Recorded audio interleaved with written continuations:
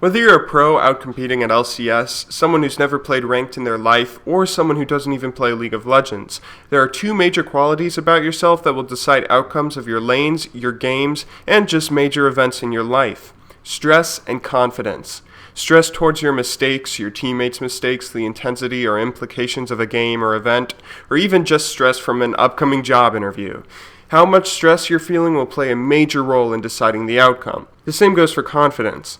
Being less stress reactive and more confident in your ability to go out and get something done will end up with you winning more games and just being an overall much more successful person, while being a more stress reactive person and being more likely to just sit back and let events unfold however they end up unfolding will just end up with you being a frustrated mess. Control over these two factors will decide a countless number of events in your life, and it turns out our body language can actually help us out with all this, even in League of Legends. Body language is very important for social interaction out in the real world. People will judge you in as little as a single second based on your body language. Not only will people judge you very harshly for poor body language, but they'll actually judge you very well for someone who has good, powerful body language. Actually, all of this is present in all animals. When we feel empowered or confident, we tend to expand and take up more space.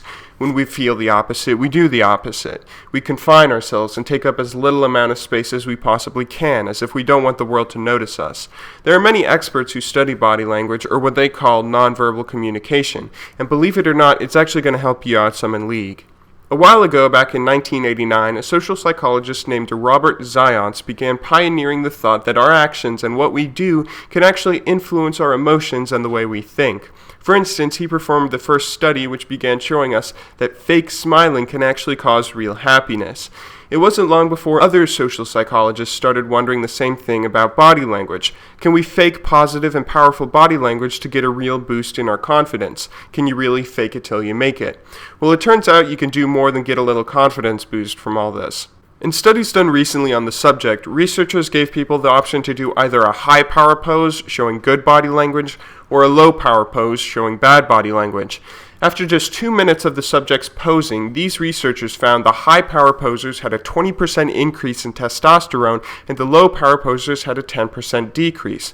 High power people also experienced a 25% decrease in cortisol, while low power people had a 15% increase. These are two huge discoveries, as both of these hormones have been linked to leadership qualities and stress.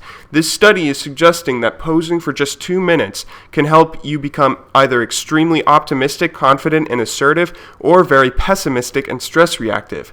Not only can a positive, confident mind translate into powerful body language, but powerful body language can also translate into a positive and confident mind.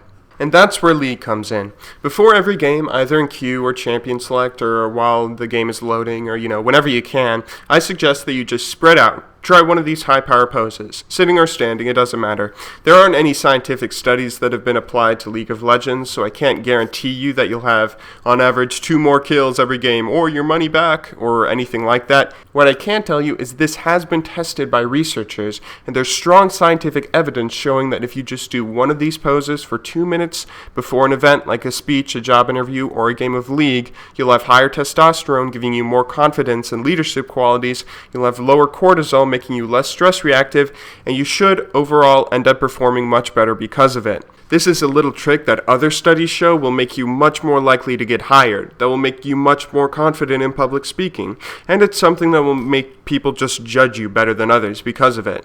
And of course, above all, this is another little bit of knowledge you now have at your disposal that will help you become a better League of Legends player. Apart from the application of this technique to League of Legends, some extra research done on the subject, and a little background checking on things mentioned, all the credit for all the information in this video for discovering, researching, and applying this goes to Amy Cuddy and all the social psychologists that helped to work on this. All I did was try and, help spread this information to a wider audience and hopefully help you apply it to League.